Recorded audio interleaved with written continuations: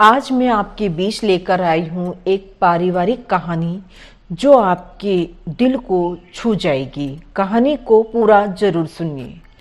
एक बाप का फैसला। कहानी का शीर्षक है एक बाप का फैसला। क्या बताऊं मम्मी, आजकल तो बासी कड़ी में भी उबाल आया हुआ है। जब से पापा जी रिटायर हुए हैं, दोनों लोग फिल्मी हीरो हीरोइन की तरह दिन भर अपने बगीचे में ही झूले पर विराजमान रहते हैं। न अपने बालों की सफेदी का लिहाज है, न बहू बेटे का।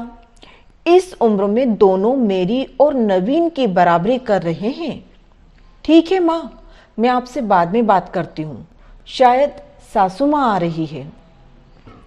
सासू माँ ने बहू की बातें कमरे के बाहर सुन ली थी, पर नजरअंदाज करते हुए खामोशी से चाय सोनम को दे दी। सासू माँ बहू सोनम को चाय देने के पश्चात पतिदेव अशोक जी के लिए चाय ले जाने लगी।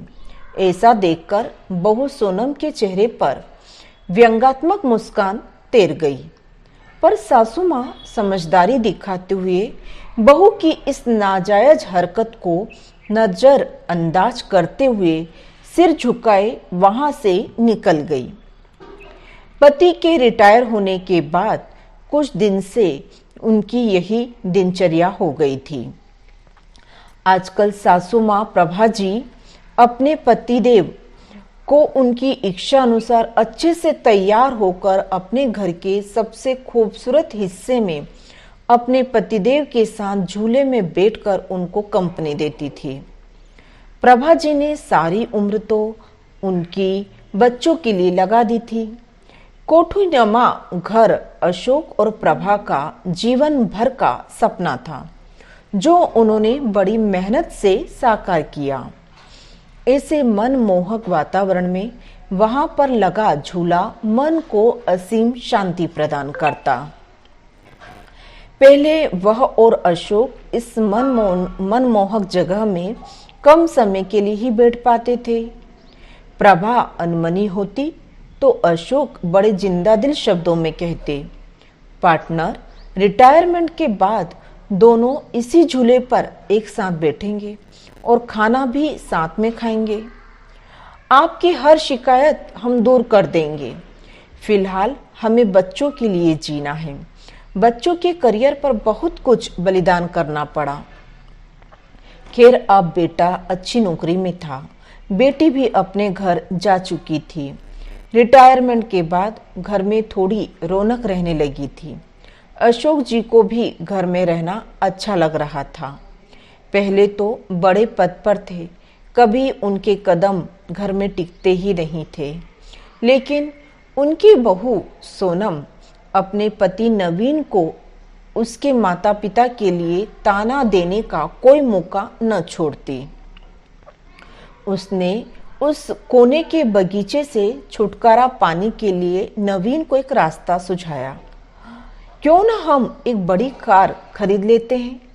आइडिया तो अच्छा है, पर रखेंगे कहाँ?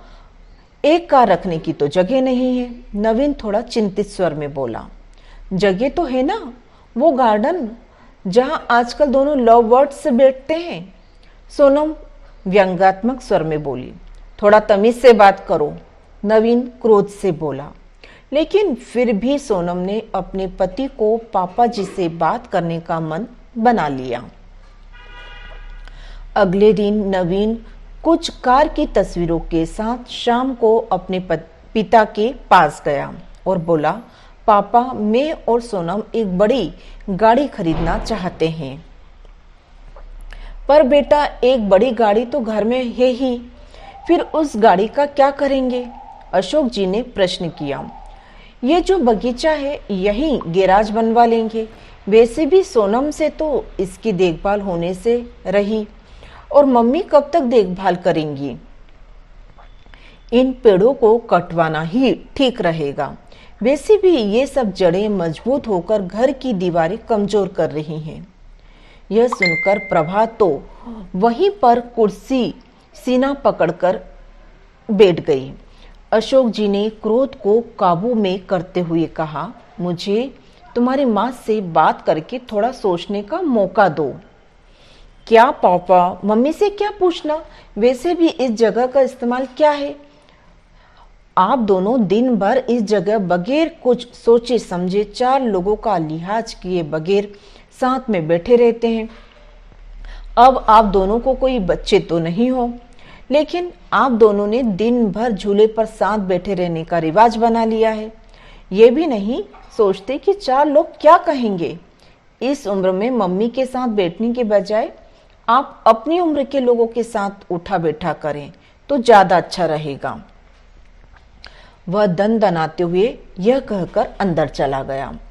अंदर सोनम भी बड़बड़ा रही थी। अशोक जी कड़वी सच्चाई का एहसास कर रहे थे, पर आज की बात से तो उनके साथ प्रभा जी भी सन्न रह गई। अपने बेटे के मुंह से ऐसी बातें सुनकर दोनों का दिल भर आया। रिटायरमेंट को अभी कुछ ही समय हुआ जो थोड़ा सुकून से गुजर रहा था। पहले की जिंदगी तो भागम भाग में ही निकल गई। बच्चों के लिए सुख साधन जुटाने में अशोक जी आज पूरी रात उलझनों में लगे रहे। कुछ सोचते रहे, कुछ समझते रहे, कुछ योजना बनाते रहे। लेकिन सुबह जब वे उठे तो बड़े शांत दिखाई दे रहे थे। वे रसोई में गए, खुद चाय बनाई, कमरे में आकर पहला कप प्रभा को उठाकर पकड़ाया, दूसरा खुद पीने लगे। आपने क्या सोचा? प्रभा ने रुआसे लहजे में पूछा। मैं सब ठीक कर दूंगा, तुम चिंता मत करो। उस दिन प्रभा पौधों में पानी देने भी न निकली। दिन भर सब सामान्य रहा, लेकिन शाम को अपने घर के बाहर टू लेट का बोर्ड टंगा देख नवीन ने भौचक्के स्वर में अशोक जी से प्रश्न किया। पापा, माना कि घर बड़ा है, पर यह टू लेट का बोर्ड किस लिए? अगले महीने मेरे स्टाफ के मिस्टर गुप्ता रिटायर हो रहे हैं, तो वो इसी घर में रहेंगे, उन्होंने शांतिपूर्ण तरीके से उत्तर दिया। हैरान होकर नवीन बोला, पर कहाँ? तुम्हारे पोर्शन में। अशोक जी ने सामान्य सा उत्तर दिया। नवीन का स्वर अब हकलाने लगा। और हम लोग कहाँ रहेंगे? तुम्हें इस लायक बना दिया है, 2-3 महीने में कोई नया फ्लैट ले लेना या फिर कंपनी के फ्लैट में रह लेना अपनी उम्र के लोगों के साथ। अशोक एक एक शब्द चबाते हुए बोल रहे थे। हम दोनों भी अपनी उम्र के लोगों में उठेंगे बैठेंगे। तुम्हारी माँ की सारी उम्र सबका लिहाज करने में निकल गई, कभी बुजुर्गों का तो कभी बच्चों का।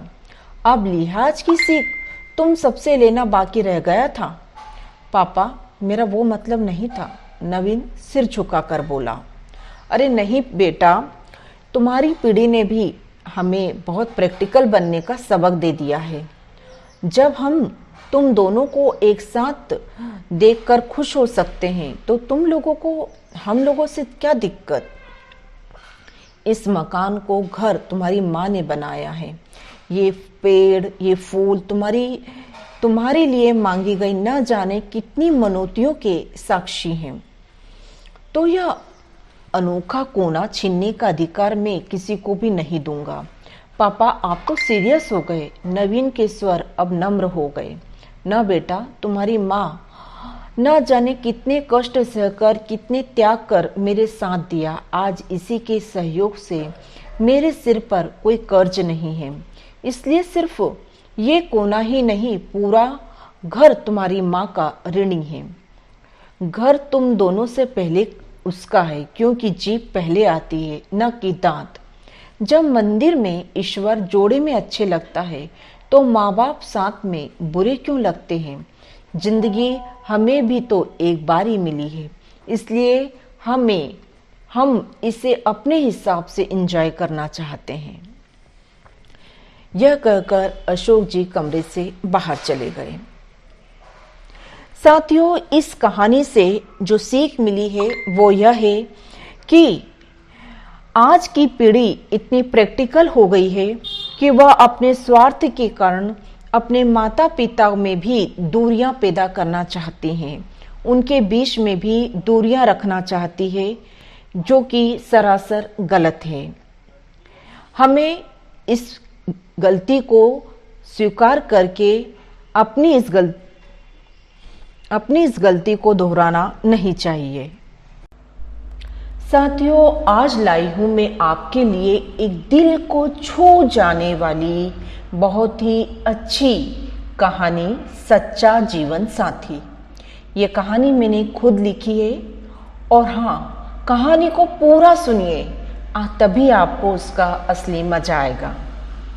वृक्ष पर बैठे दो कबूतरों का चोंच लड़ाकर आपस में प्रेम करना, ये दृश्य जहां प्रीति को मनमोहक लग रहा है, वहीं इसे देखकर यह चुभन भी हो रही है कि प्रकृति ने हर एक को प्यार करने और प्यार पाने का अनमोल उपहार प्रदान किया है, तो फिर मुझे इससे वंचित क्यों रखा।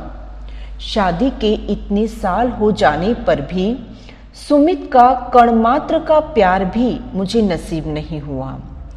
इन्हीं विचारों में खोई हुई प्रीति को सुमित की हल्की सी कराहट विचारों की दुनिया से बाहर निकालती है। उसके कांपती हुई पलकों व थरथराते हुए अधर को देखकर वह खुशी से पूछने लगती है, सुमित सुमित, अब कैसी है तुम्हारी तबीयत? सुमित, आंखें खोलो, देखो मैं हूं। सुमित की निस्तेज अध खुली आंखें प्रीति के परेशान चेहरे पर आकर स्थिर हो गई। इतने में ही डॉक्टर श्रीवास्तव, जो कैंसर के विशेषज्ञ हैं, आए और प्रीति की पीठ थपथपाते हुए बोले, घबराइए मत, आपके पति अब खतरे से बाहर हैं। धन्यवाद डॉक्टर साहब। खुशी से प्रीति का गला रूंध गया। वह अपनी कांपते कदमों से बाहर आकर बेंच पर बैठ गई। कितना अकेलापन महसूस किया उसने इन दिनों। यही सब सोचते हुए वह अतीत में खो गई। कितना विश्वास और उम्मीद से बाबूजी ने मेरा विवाह सुमित के साथ किया था। उन्हें यकीन था कि सुमित जैसे स्मार्ट और योग्य लड़के के साथ उनकी बेटी हमेशा खुश रहेगी। फिर पापा जी अर्थात मेरे ससुर जी भी यही मानते थे कि उनके रंगीले बेटे को प्रीति जैसी संस्कारित लड़की ही सुधार सकती है। सभी ने मिलकर बड़ी धूमधाम से हमारी शादी कर दी। आंखों में सपने लिए मैंने नए जीवन में प्रवेश किया था, किंतु सपने तो सपने होते हैं, वो वे कब पूरे होते हैं, और अगर पूरे ना हो तो जीवन भर चुभन अवश्य छोड़ जाते हैं। शीघ्र ही दोनों के परिवेश का अंतर, पसंद नापसंद का अंतर, संस्कारों में अंतर, जिसे बहुत सारे कारणों से रोज झगड़े होने लगे। चूंकि प्रीति बहुत छोटे कस्बे की लड़की थी, उस पर बीए पास, इसलिए सुमित को वह शुरू से ही पसंद नहीं थी। शादी तो सिर्फ पिताजी की इच्छा के कारण करनी पड़ी। कभी वह चिढ़कर कहता, मेरे तो भाग्य ही खराब है जो इस जाहिल गवार और अनपढ़ लड़की से मेरी शादी हुई। आज जहां विज्ञान का जमाना है, वहां ये बीए पास लड़की, उसे उसका पूजा पाठ करना, व्रत करना, स्वयं को साड़ी से लपेटे रखना, सब कुछ दकियानुसी लगता। जब दिन भर काम करके वह थक जाती और चाय का कप लेकर बैठ जाती, तो इस पर भी सुमित खींच कर कहता, कितनी फुअड़ है ये लड़की। पिताजी ने न जाने क्या देखकर मेरी किस्मत इसके साथ फोड़ दी। उसे तो ऐसी बीवी चाहिए थी जो जीन्स टॉप और स्कर्ट पहने, नाइट क्लब और डिस्को डांडिया में उसके साथ जाए, किटी पार्टी क्लब में व्यस्त रहे, जो सिगरेट और बियर से कभी परहेज न करे, जो उसकी बराबरी का स्टेटस मेंटेन करे। किंतु प्रीति जैसी संस्कारित और परंपरावादी लड़की के लिए यह सब कुछ असंभव था। वह हमेशा प्रीति से कन्नी काटता रहा, रोज नई नई लड़कियों के साथ इश्क फरमाता रहा। फिर भी यह सब जानकर प्रीति के उसके पति के प्रति निश्चल प्रेम में कभी कोई कमी नहीं आई। उसे विश्वास था कि फिर बाहर आएगी, किंतु यह दुख अवश्य चलता रहा कि शादी के 3 साल बाद भी वह अभी तक मातृत्व सुख को प्राप्त नहीं कर सकी है। हमेशा अकेलेपन और उपेक्षा का असह्य दर्द उसने सहा है। प्रीति, प्रीति। सुमित की भर्राई आवाज को सुनकर वह पुनः वर्तमान में लौट आई। बोलो, क्या बहुत तकलीफ हो रही है? तुम कहो ना, मैं भी डॉक्टर को बुलाती हूँ।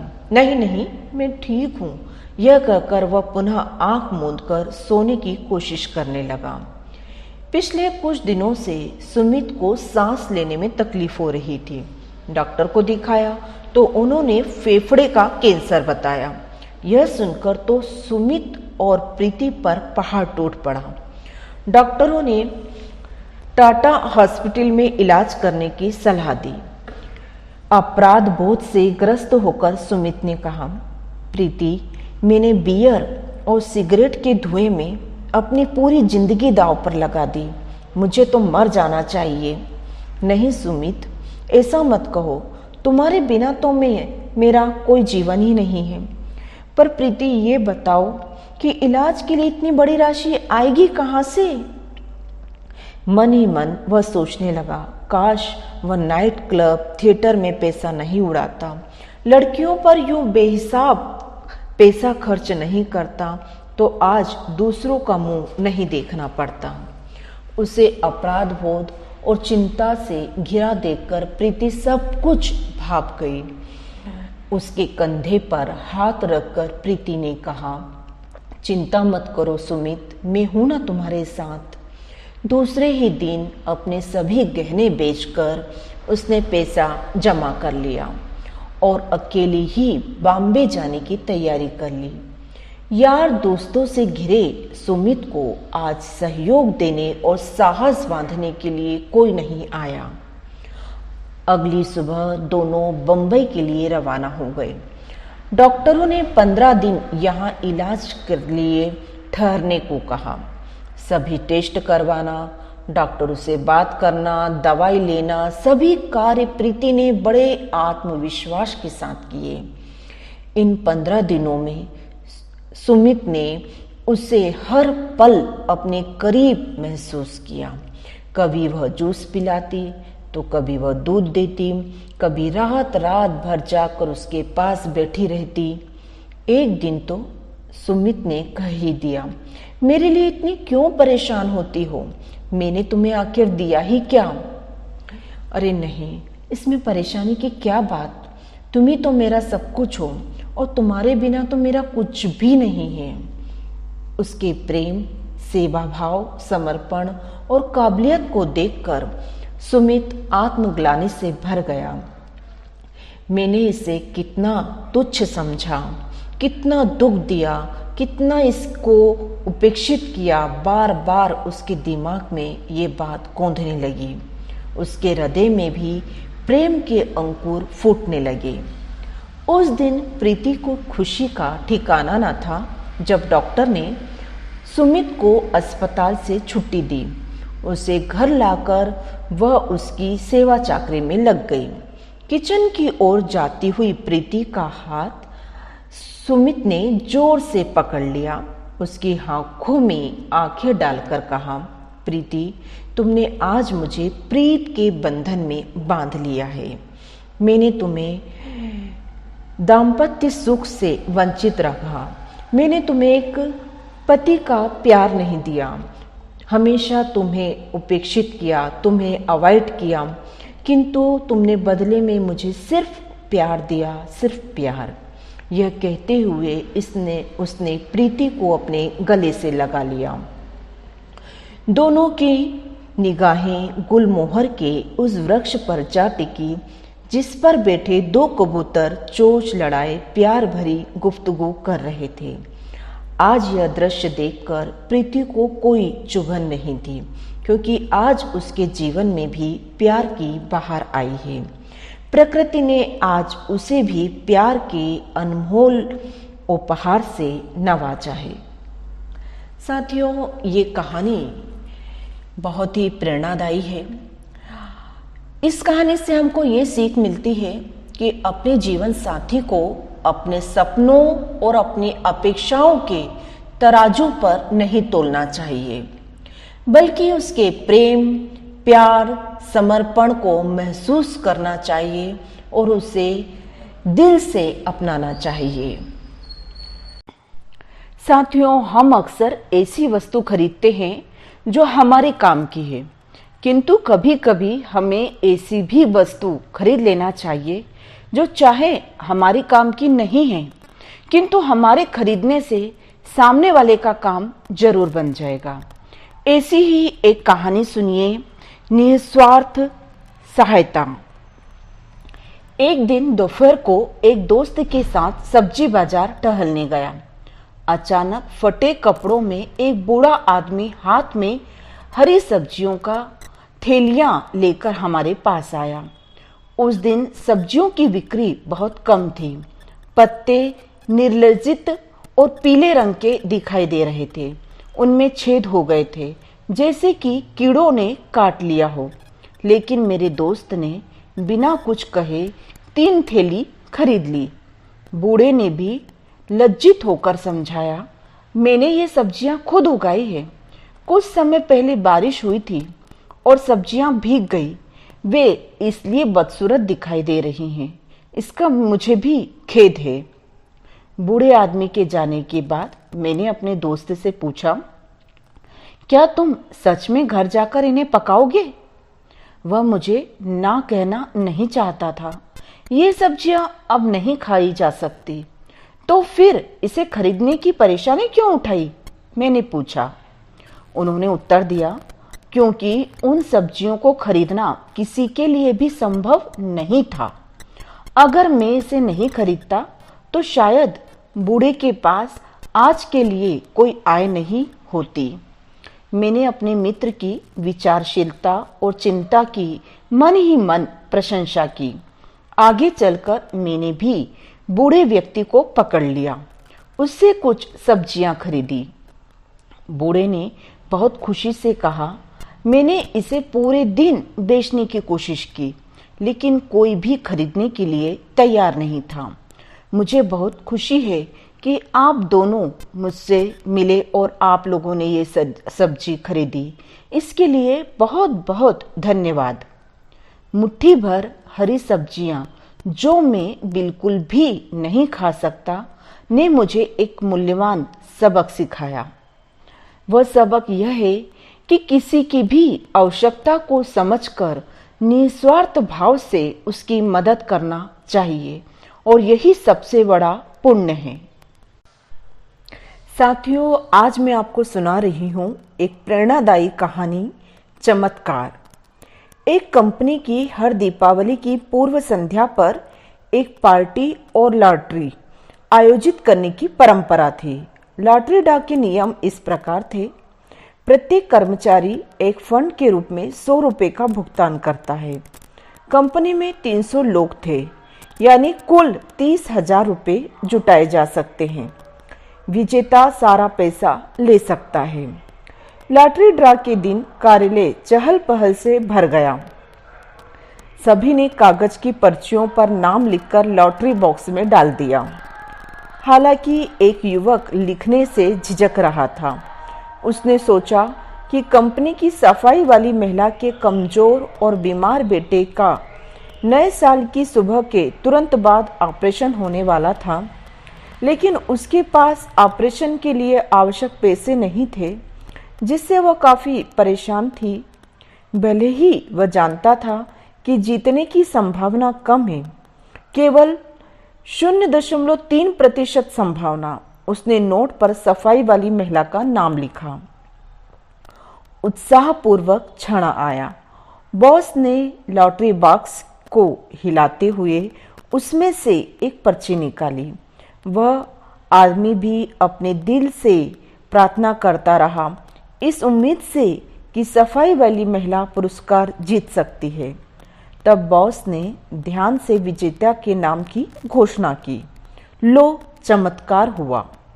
विजेता सफाई वाली महिला निकली। कार्यालय में खुशी की लहर दौड़ गई। वह महिला पुरस्कार लेने के लिए तेजी से मंच पर पहुंची। वह फूट फूट कर रोने लगी। कहा, मैं बहुत भाग्यशाली हूँ।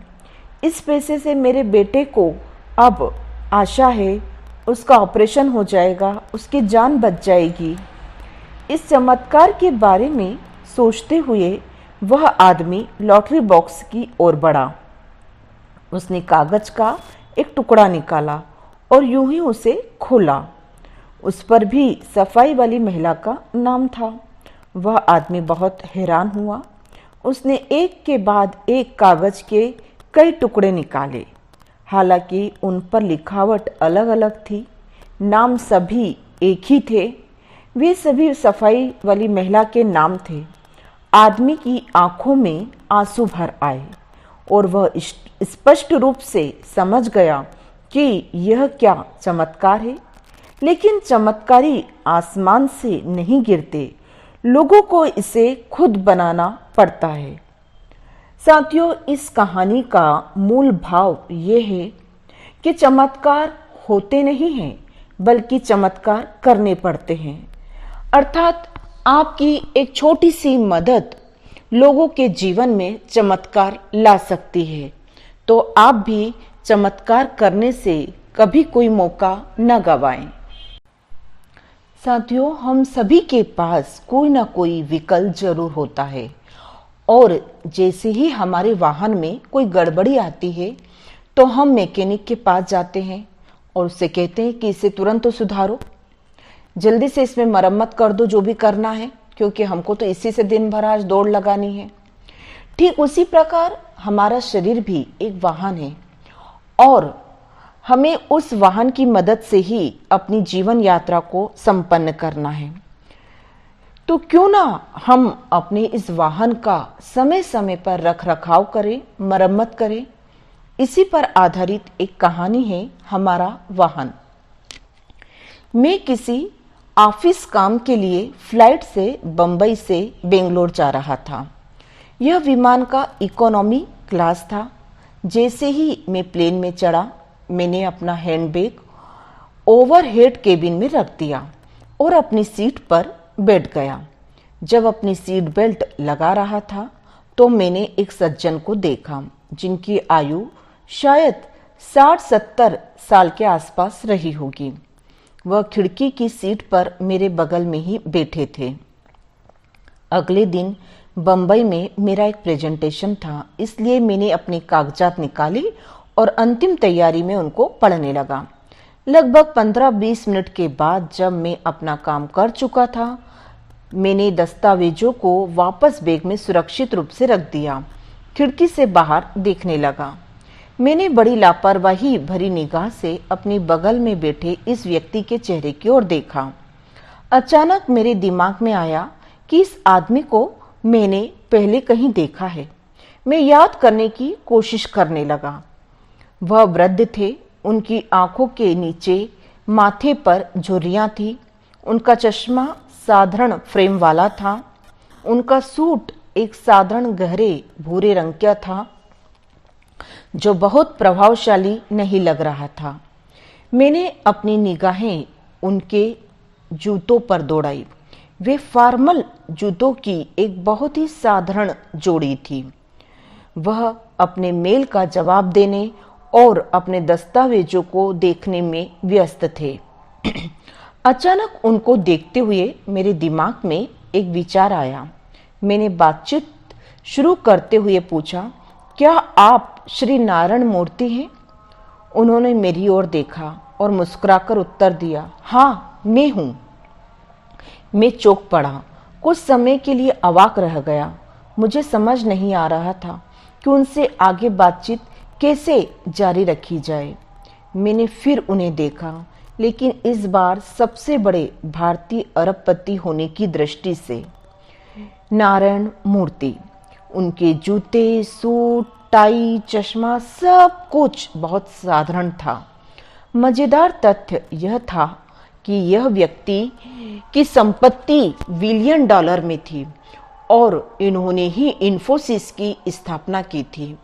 मेरी हमेशा बहुत अमीर बनने की इच्छा थी, ताकि मैं इस दुनिया की सारी विलासिता का उपभोग कर सकूं, बिजनेस क्लास की यात्रा कर सकूं और मेरी बगल वाला यह आदमी जो पूरी एयरलाइन खरीद सकता था, मेरे जैसे मध्यम वर्ग के लोगों के साथ इकोनॉमी क्लास में यात्रा कर रहा था। मैं खुद को रोक नहीं पाया और पूछा, आप इकोनॉमी क्लास में यात्रा कर रहे हैं, न कि बिजनेस क्लास में? क्या बिजनेस क्लास के लोग जल्दी पहुंच जाते हैं? उन्होंने मुस्कुराते हुए जवाब दिया।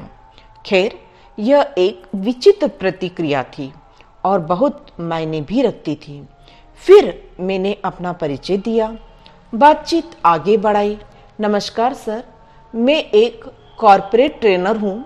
मैं पूरे भारत में एक बहुराष्ट्रीय कंपनियों के साथ काम करता हूँ। उन्होंने अपना फ़ोन दूर रखा, बहुत ध्यान से मेरी बात सुनने लगे। उस 2 घंटे की यात्रा के दौरान हमने कई सवालों का आदान प्रदान किया। हर सवाल के साथ बातचीत गहरी होती जा रही थी। फिर एक ऐसा क्षण आया जिन्होंने इस उड़ान के अनुभव को और भी यादगार बना दिया। मैंने सवाल किया, श्रीमान, आप इस दुनिया में इतने सारे लोगों के आदर्श हैं। आप अपने जीवन में महान निर्णय लेने के लिए जाने जाते हैं, लेकिन क्या आपको कभी किसी बात का पछतावा है? यह सुनते ही उनका चेहरा कुछ उदास हो गया। उन्होंने कुछ देर सोचा, फिर उत्तर दिया, कभी कभी मेरे घुटने में दर्द होता है। मुझे लगता है कि मुझे अपने शरीर का बेहतर ख्याल रखना चाहिए। जब मैं जवान था, मैं काम में इतना व्यस्त था कि मुझे अपने शरीर का अपना ख्याल रखने का समय नहीं मिला, और अब आज जब मुझे काम करना है तो मैं नहीं कर सकता। मेरा शरीर इसकी अनुमति नहीं देता। आप युवा, स्मार्ट और महत्वाकांक्षी हैं। मैंने जो गलती की है उसे मत दोहराओ। अपने शरीर की उचित देखभाल करो, ठीक से आराम करो। यह एकमात्र शरीर ही है जो आपको ईश्वर की नेमत के रूप में मिला है। उस दिन मैंने 2 चीजें सीखी, एक जो उन्होंने मुझे बताई और दूसरी जो उन्होंने मुझे सिखाई। हम सभी भौतिक रूप से बेहतर करने की उम्मीद में अपना सारा जीवन व्यतीत कर देते हैं और इस आपाधापी में अपना स्वास्थ्य को ही उपेक्षित कर देते हैं। हमारे शरीर की उपेक्षा करना मतलब हमारे शारीरिक और मानसिक स्वास्थ्य को नुकसान पहुंचाना है। इसलिए हमारे शरीर को भी एक वाहन समझे और समय समय पर इसका रख रखाव और मरम्मत अवश्य करें। नमस्कार साथियों, सुनिए मेरी स्वलिखित कहानी जिम्मेदारी। टीवी पर न्यूज़ चल रही है कि कोरोना वायरस के कारण पूरे देश में लॉकडाउन कर दिया है। यह खबर जानते ही ऑफिस से बॉस का फ़ोन आया, मैडम अभी लॉकडाउन कर दिया है, इसलिए घर पर ही ऑनलाइन रहकर काम करना होगा, सभी काम अपडेट रखना। जी सर, यह कहते हुए शुभी ने फ़ोन रख दिया। लॉकडाउन और कोरोना के कारण मेहरी ने भी काम पर आना बंद कर दिया। अब तो काम और अधिक बढ़ गया। सभी सदस्यों के घर में रहने से काम का शेड्यूल और बिगड़ गया। जहां जो काम 11 बजे ख़त्म हो जाता था, अब वही काम ख़त्म करते करते उसे 2 बज जाते। जैसे ही घर के काम से निपटती, वैसे ही ऑफिस का काम लेकर बैठ जाती। ऑफिस के काम से फ्री होकर घर के काम में लग जाती। शुभी होमवर्क और वर्क फ्रॉम होम के बीच बुरी तरह फंसी जा रही थी, बुरी तरह पिसी जा रही थी। रोज रात में दर्द की एक गोली लेकर सोने लगी। रोहन से यह देखा ना गया, वह उसकी स्थिति को समझ गया। अगले दिन वह सुबह जल्दी उठा, झाड़ू हाथ में लेकर घर की सफाई करना शुरू कर दी। यह देख पिताजी बोले, अरे तुझे क्या सूझी है? ये घर के काम महिलाओं को शोभा देते हैं। घर गृहस्थी महिलाओं की जिम्मेदारी है। छुट्टी मिली है तो आराम से बैठ, आराम कर। पिताजी, आप गलत कह रहे हैं। घर गृहस्थी पति पत्नी दोनों की जिम्मेदारी है। महिलाएं घर के सभी काम करके, सभी की सेवा करके अपनी पूरी जिम्मेदारी निभाती हैं। और तो और कुछ महिलाएं तो नौकरी चाकरी करके परिवार को आर्थिक सहयोग भी करती हैं। तो क्या ऐसे में उनके काम में हाथ बटाना हम पुरुषों की जिम्मेदारी नहीं है? घर के काम करने से हमारा पुरुषार्थ कम नहीं हो जाएगा? स्त्री पुरुष के समानता के इस युग में काम का कैसा बंटवारा? पिताजी को बेटे की बात सिर्फ सही ही नहीं लगी, बल्कि इससे सीख भी मिली।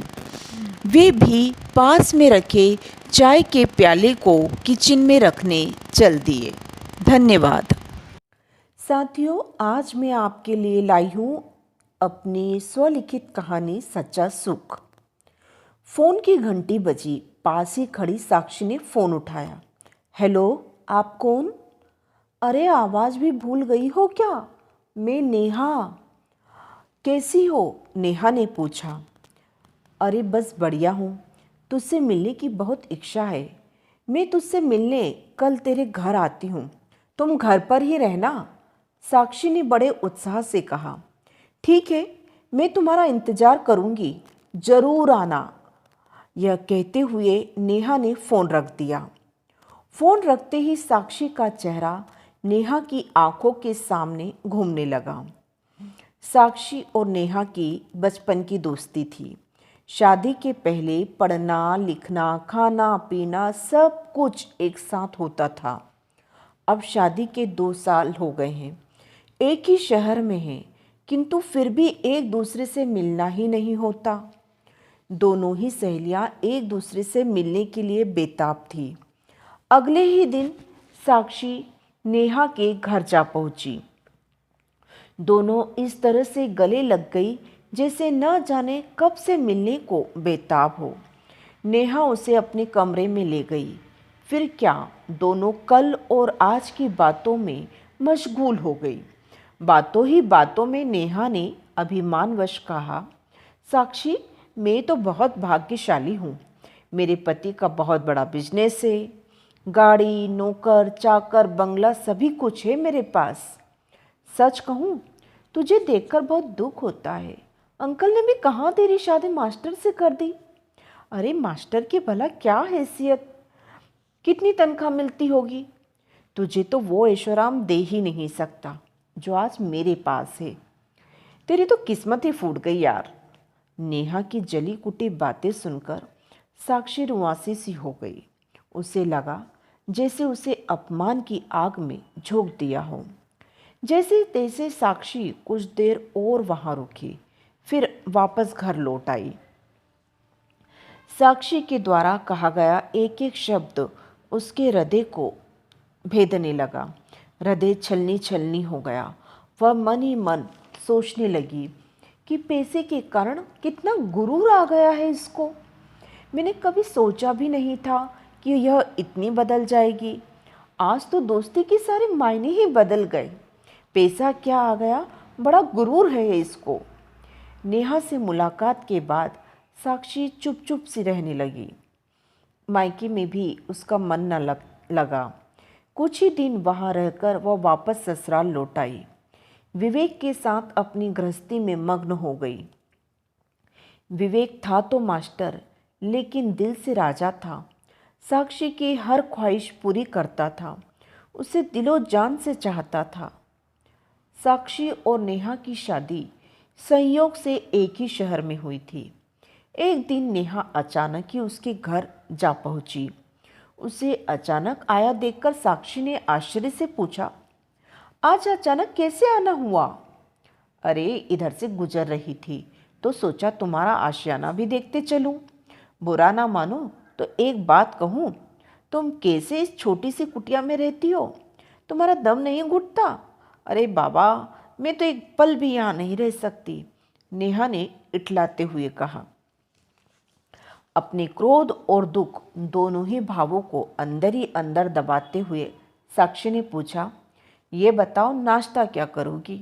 अरे नहीं, कुछ नहीं, मुझे मार्केट से शॉपिंग करना है, इसलिए अब निकलूंगी। इजाज़त दो। यह कहते हुए नेहा बाहर निकल गई। ठीक है, और आना। सिर्फ इतना ही कहकर साक्षी अंदर आ गई। निढाल होकर सोफे पर लेट गई। आंखें जरूर बंद थी, किंतु दिमाग में भारी उथल पुथल मची हुई थी। अब उसने प्रण कर लिया कि मैं नेहा से अब कभी भी नहीं मिलूंगी। मेरे मन में उसके प्रति अब एक कण मात्र भी प्रेम नहीं रहा। दोस्ती का जो वृक्ष अब तक हरा भरा था, तभी किसी पैसों ने की दरवाजा दीमक के कारण खटखटाया। वह देखा आज तो पूरी विवेक तरह सामने जर्जर था। और शुष्क तुम आज इतनी जल्दी कैसे आ गए हो? साक्षी ने आश्चर्य से कहा। रोमांटिक अंदाज में विवेक ने कहा, बस तुम्हारी याद आ गई, बंदा आपकी सेवा में हाजिर हो गया। अरे मजाक छोड़ो, साक्षी ने कहा। अरे नहीं, आज मेरी तबीयत ठीक नहीं है, इसलिए छुट्टी लेकर आया हूँ। विवेक गंभीर होकर बोला। क्या हुआ? अरे कुछ नहीं, सिर दर्द है, तुम घबराओ नहीं, मैं थोड़ी देर आराम करना चाहता हूँ। तबीयत खराब देखकर साक्षी ने नेहा के बारे में कुछ नहीं बताया। इधर नेहा को शादी के कुछ दिनों बाद तक तो सब कुछ अच्छा लगा, फिर सब हकीकत सामने आने लगी। उसका पति राहुल अब रात को 12-12 बजे तक घर से बाहर रहता। खाना बनाकर रखती तो साहब का फोन आता, आज खाना बाहर खाऊंगा, तुम खाकर सो जाना। एक दिन नेहा ने फिल्म देखने को कहा, इस पर वह तमतमा उठा। देखो, फालतू बातें मुझसे मत किया करो, मेरे पास कोई समय नहीं है, तुम स्वतंत्र हो, तुम्हें जहां जाना है जाओ। उसके कठोर जवाब को सुनकर नेहा चुप रह गई। राहुल दिन रात अपने बिजनेस, पार्टी, मीटिंग और दोस्तों में ही व्यस्त रहता। नेहा में उसकी कोई रुचि नहीं थी। यह बात नेहा को खलने लगी। एक दिन नेहा लॉन में अकेली बैठी हुई थी, तभी अचानक फोन की घंटी बजी। नेहा, बेटा, तेरे पिताजी को दिल का दौरा पड़ा है, तुझसे मिलने को छटपटा रहे हैं, तू कल दामाद के साथ तुरंत आ जाना। घबराते हुए नेहा की माँ ने कहा, हाँ माँ, आप घबराओ मत, मैं कल ही आती हूँ। राहुल के आते ही उसने यह बात उससे कही। मुंह बनाकर वह बोला, ठीक है, तुम कल ही ड्राइवर के साथ गाड़ी से चले जाना, मेरे पास तो समय नहीं है। तुम्हें जितने दिन रहना है रहो, जहां जाना है वहां जाओ, यहाँ क्या फर्क पड़ता है। राहुल के इस रूखे व्यवहार से वह अंदर तक हिल गई। कल तक जो महल स्वर्ग सा लगता था, वही आज तुच्छ लगने लगा। सारा गुमान धूल चाटने लगा। एक दिन मन बहलाने की दृष्टि से नेहा साक्षी के घर जा पहुंची। देखा तो विवेक और साक्षी एक साथ बैठकर हंसी मजाक कर रहे थे। उसे देखकर खड़े हो गए। आओ नेहा, साक्षी ने कहा। उन्हें हंसी मजाक करते हुए देखकर, हंसते हुए देखकर नेहा को अपने भाग्य पर अफसोस हुआ। दोनों सहेलियां बातों में तल्लीन हो गई। तभी विवेक बीच में बोला, साक्षी, आज फिल्म चलने का प्रोग्राम कैंसिल कर देते हैं, कल चलेंगे। अच्छा नेहा जी, ये बताइए आप नाश्ता क्या लेंगी? नहीं नहीं, कुछ नहीं। अरे ऐसा भला क्या हो सकता है, मेरे हाथ के पकौड़े तो आपको खाना ही पड़ेगा। अच्छा तुम लोग गपशप करो, मैं अभी नाश्ता तैयार करता हूँ। ऐसा कहते हुए वह किचन में चला गया। अच्छा साक्षी, मायके कब गई थी? नेहा ने पूछा। अभी इनकी 2 दिन की छुट्टी थी, तब हम दोनों ही गए थे। वैसे ये मुझे ज़्यादा दिन नहीं छोड़ते, इनके बिना मुझे और इन्हें भी मेरे बिना अच्छा नहीं लगता, साक्षी ने जवाब दिया। साक्षी, मुझे माफ़ कर दो, पैसे के गुरूर में आकर मैंने तुम्हें नीचा दिखाया, तुम्हें दीनहीन और गरीब समझा। दीनहीन और गरीब तो मैं हूँ, जिसके पास धन और ऐश्वर्य तो बहुत है, किंतु पति का प्यार नहीं। तुमसे धनवान कोई नहीं, तुम्हारे पास प्यार करने वाला पति और एक प्रेमपूर्ण दाम्पत्य जीवन है। यह कहते हुए उसकी आंखों से आंसू झरझर बहने लगे। साथियों, इस कहानी की सीख या सबक यही है कि कभी भी पैसे के गुरूर में आकर किसी को भी छोटा या तुच्छ नहीं समझना चाहिए। वास्तविक रूप से धनी वही व्यक्ति है जिसके जीवन में प्रेम और प्यार होता है। साथियों, आज सुनिए मेरी स्वलिखित कहानी अजन्मी बेटियां। शादी की बात पक्की होती ही संध्या के चेहरे की रंगत ही बदल गई थी। उसका मन पंख लगाए सपनों की दुनिया में उड़ने लगा था। उसकी आंखों में भावी सुखद जीवन के स्वप्न पलने लगे थे। उसे अपने ही किस्मत पर नाज हो रहा था कि वह गांव के जमींदार की बहू बनने जा रही है। उसके पति के पास लंबी चौड़ी जमीन जायदाद है। सासू माँ गांव की सरपंच है। यह सब सोच सोचकर उसके पैर जमीन पर नहीं पड़ रहे थे। वह कल्पना कर रही थी कि वह रानी की तरह राज करेगी। घर में नौकर चाकर उसके चारों ओर घूमेंगे। फिर वह तो एक पढ़ी लिखी लड़की है। ससुराल में उसकी अलग ही धाक रहेगी। हर कामकाज उसकी सलाह से होगा। इस तरह सोते जागते वह दिन रात अनगिनत ख्वाबों और ख्यालों में खोई रहती थी। आखिर वह दिन आ ही गया जिसका उसे बेसब्री से इंतजार था। अक्षय तृतीया के शुभ दिन वह और रविराज वैवाहिक संबंध में बंध गए। जैसे ही उसने ससुराल में अपना पहला कदम रखा, उसे अपनी कल्पना वास्तविकता में बदलती दिखाई देने लगी। घर के आगे एक बड़ा सा मुख्य द्वार लगा हुआ था। सबसे आगे एक बरामदा था जिसमें शाही कुर्सी, टेबल और दीवान रखे थे। कालीन बिछी हुई थी। फिर बाजू में एक कचहरी थी। लगता है उसमें लोगों के आम मसलों पर चर्चा होती होगी। हवेली चारों ओर से परकोटों से घिरी हुई थी। घर में नौकर चाकर की कोई कमी नहीं दिखाई पड़ रही थी, किंतु फिर भी घर में एक अजीब सा सन्नाटा था, जैसे घर में बिना आदेश के पत्ता भी नहीं हिल सकता हो। सख्त अनुशासन साफ दिखाई दे रहा था।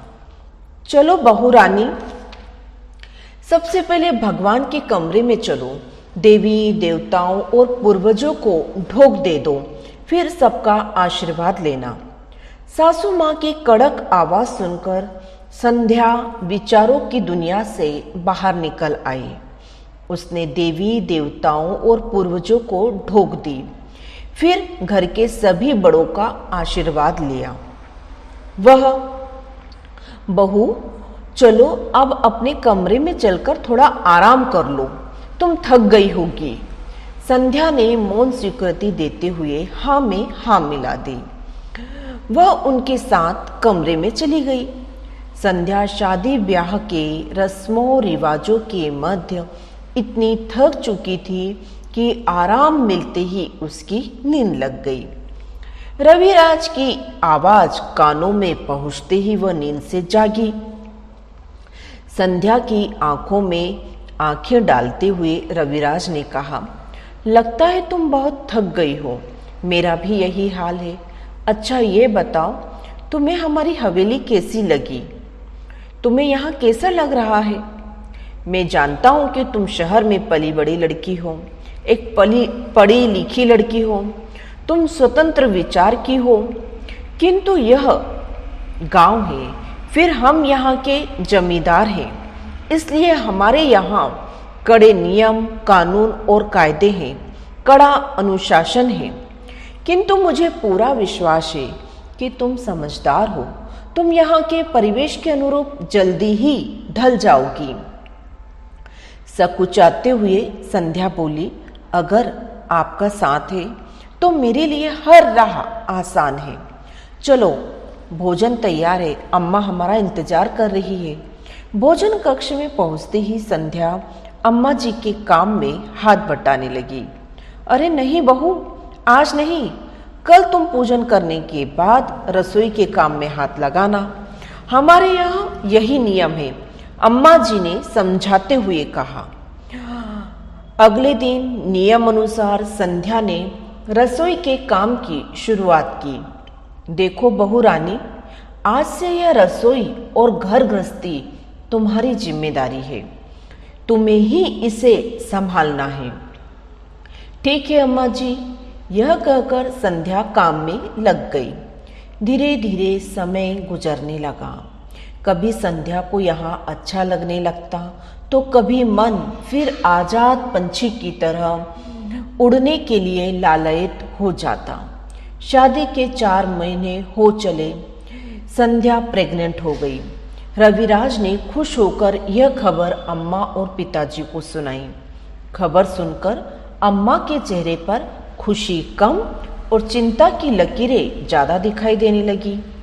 क्या हुआ माँ, तुम खुश नहीं हो क्या? रविराज ने चिंतित होकर पूछा। अरे नहीं बेटा, ऐसा कुछ नहीं है। यह कहते हुए अम्मा कचहरी में जाकर बैठ गई। जीवन में यह खुशखबरी आती ही संध्या और रविराज फूले नहीं समा रहे थे। वे दोनों नित नए नए सपने बुनने लगे। 2 महीने होने पर आए अम्मा जी ने रविराज को अपने पास बुलाया और कहा, देख बेटा, मुझे तो सिर्फ और सिर्फ पोता ही चाहिए, इसलिए तू शहर में जाकर बहू की सोनोग्राफी करवा कर सब कुछ पता कर ले। यदि बेटी हो तो एबॉर्शन कराकर ही आना। अम्मा का आदेश सुन उसके पैरों तले जमीन खिसक गई। हिम्मत जुटाकर आखिर वह बोला, पर माँ यह गलत है। उसकी बात पूरी भी नहीं हुई कि इसके पहले ही अम्मा जी गुस्से से गरज उठी। सही गलत मुझे मत समझा, मैंने जो कह दिया सो कह दिया। रविराज चुपचाप कमरे की ओर चल दिया। उसने यह बात संध्या को बताई। यह सुनकर संध्या स्तब्ध रह गई। गंभीर सांस भरती हुई खुद को संभालते हुए वह बोली, ये तो गलत बात है। यह हमारी जिंदगी है, हमें निर्णय लेना है। बेटा हो या बेटी, सब एक बराबर होते हैं। तुम अम्मा को समझाते क्यों नहीं? तुम क्या सोचते हो, मैंने अम्मा को समझाया नहीं? उनके आगे किसी की नहीं चलती। उनकी बात पत्थर की लकीर है। भुनभुनाते हुए वह कमरे से बाहर निकल गया। अगले दिन दोनों सुबह की तैयार होकर शहर की ओर निकल गए। डॉक्टर से समय पहले ही ले रखा था। निश्चित समय पर वे अस्पताल पहुंचे। मैडम जी से रविराज ने सोनोग्राफी टेस्ट के लिए कहा। पहले तो मैडम जी ने ना नुकुर की, किंतु बाद में पैसों के आगे झुक गई। बच्चे का टेस्ट हुआ, उसमें पता चला कि लड़की है। रविराज ने मैडम जी से एबॉर्शन कराने का आग्रह किया। काफी ना नुकुर के बाद आखिर वह काम हो ही गया। संध्या शरीर ही नहीं मन से भी बेजान हो गई। वह बुझी बुझी सी रहने लगी। रविराज और अम्मा जी दोनों से उखड़ी उखड़ी रहने लगी। समय कछुआ की चाल से धीरे धीरे आगे बढ़ने लगा। घर में अजीब सा सन्नाटा पसरने लगा। कुछ ही महीनों के अंतराल में संध्या पुनः प्रेग्नेंट हो गई।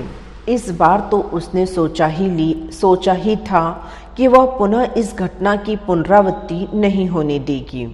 वह अम्मा जी का विरोध करेगी। किंतु जैसे ही समाचार सुनकर अम्मा जी ने पुनः अपना वही आदेश सुनाया तो संध्या ने हिम्मत बांधकर आखिर बोल ही दिया, अम्मा जी आप गलत करने जा रही हैं। लड़की को गर्भ में मारना पाप है। अरे आखिर हम भी तो स्त्री हैं। वह आगे कुछ बोलती इससे पहले ही अम्मा जी शोले की तरह उस पर भड़क गई। देखो बहू, माना तुम पढ़ी लिखी हो, लेकिन यहाँ तुम अपना ज्ञान अपनी राय मत दो। यहाँ वही होगा जो मैं चाहूंगी। यह कहते हुए अम्मा जी बाहर निकल आई। संध्या की आंखों में आंसू अविरल बहने लगे। रविराज ने उसे बहुत समझाया कि अम्मा जी की बात पत्थर की लकीर है, उनके आगे किसी की नहीं चलती। 2 दिन बाद वे पुनः शहर आए। पुनः वही घटनाक्रम की पुनरावृत्ति हुई। इस बार भी लड़की होने की वजह से एबॉर्शन कराना पड़ा। संध्या बेजान सी हो गई। उसका मन खिन्न खिन्न रहने लगा, किंतु अब उसने ठान लिया कि वह अम्मा जी की सोच बदल कर ही रहेगी। तभी उसे पता चला कि पास की पाठशाला में शहर से एक मैडम जी आती हैं, उससे कुछ मदद मिल सकती है। वह किसी बहाने से मैडम जी से मिलने जाती है, अपनी आप बीती सुनाती है। मैडम जी उसे समझाती हैं कि यदि वह सीधे अम्मा जी से बात करती हैं तो वे यही कहेंगे कि ये हमारा घरेलू मामला है, तुम इसमें दखल अंदाजी मत करो, कोई दूसरा ही तरीका ढूंढना होगा। यह दिलासा देकर उन्होंने उसे समझाया। मैडम जी ने यह सोचा कि नुक्कड़ नाटक रखकर मैं सरपंच महोदया को समझाने का प्रयास कर सकती हूँ। उसने दूसरे ही दिन ग्राम की चौपाल पर नुक्कड़ नाटक रखा, जिसमें बताया गया कि एक किसान की 2 बेटियां रहती है। गांव वाले उसे समझाते हैं कि एक बेटा और हो जाने दे, यही बेटा तेरे काम आएगा, तेरे बुढ़ापे में सहारा बनेगा। बेटी तो पराया धन है, बेटा ही तेरी वंश को आगे बढ़ाएगा। किंतु वह यही जवाब देता कि बेटा हो या बेटी, दोनों एक बराबर हैं। वह अपनी बेटियों को खूब पढ़ाता है, एक डॉक्टर बनती है तो दूसरी ऑफिसर। दोनों न केवल माँ बाप का वरन अपने गांव का भी नाम रोशन करती है। नाटक के अंत में मैडम जी अपना उद्बोधन देती है कि बेटा हो या बेटी, दोनों एक बराबर हैं। आज महिलाएं खेत खलिहान से लेकर देश के सर्वोच्च पद तक आसीन हैं। इंदिरा गांधी, प्रतिभा पाटिल महिलाएं ही थीं जो प्रधानमंत्री और राष्ट्रपति के पद पर आसीन हुई। यदि हम बेटियों को बोझ मानकर यूं ही गर्भ में उनकी हत्या करते रहे तो वह दिन दूर नहीं जब हमें अपने बेटों को ब्याहने के लिए लड़कियां ही नहीं मिलेगी। तब कैसे बढ़ेगा हमारा वंश? लड़कियां ही हमारे वंश और परिवार को आगे बढ़ाती हैं। हम स्त्री होकर ही अपनी ही जाति को खत्म करने पर तुले हुए हैं। यह सरासर गलत सोच है। मैडम जी की बातें सरपंच महोदया के जेहन में उतर गई। उन्हें अपनी गलती का एहसास हुआ। मैडम जी के एक एक शब्द उनके कानों में गूंजते रहे। घर आकर वे चुपचाप बरामदे में आकर बैठ गई। अम्मा जी, चाय बनाऊं क्या? ये शब्द जैसे ही उनके कानों में पहुंचे वे विचारों की दुनिया से बाहर निकली। उन्होंने संध्या की ओर नम आंखों से देखा और बोली, बहू, मुझे माफ कर दो। मैंने तुम्हारे साथ अन्याय किया। मैंने स्त्री होकर भी कन्या को गर्भ में ही मार दिया। मुझे माफ करो। ऐसा कहते हुए उनकी आंखों से आंसू निकल आए और भाव विभोर होकर उन्होंने संध्या को गले लगा लिया। उसके सिर पर ऐसा हाथ रखा जैसे अब तक किए अपने सभी जुल्मों के लिए माफी मांग रहे हो।